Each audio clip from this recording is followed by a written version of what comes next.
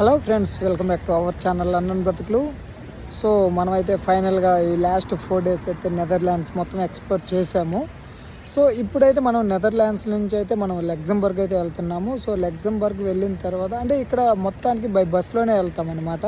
So కొన్నిట్లకైతే ఫ్లైట్లో వెళ్తాము. Maximum ఇక్కడ యూరోపియన్ కంట్రీస్ అన్ని బై కారు బస్సుల్లోనే వెళ్ళొచ్చు.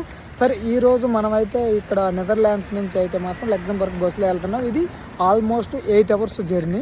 సో ఈ 8 hours జర్నీ మొత్తం కూడా అంటే మధ్యలో బ్రెజిల్స్ అనే ఒక కంట్రీ ఉంటుంది. ఆ కంట్రీలో 1 hour రెస్ట్ ఉంటుంది.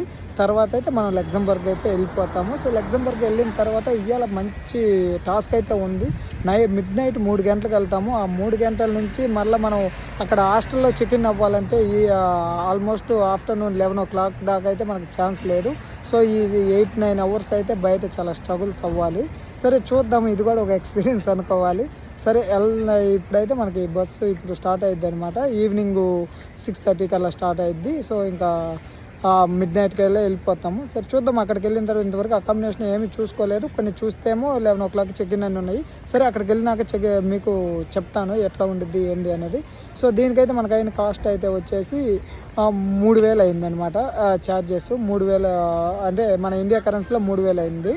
So thanks for watching my video guys. Thank you.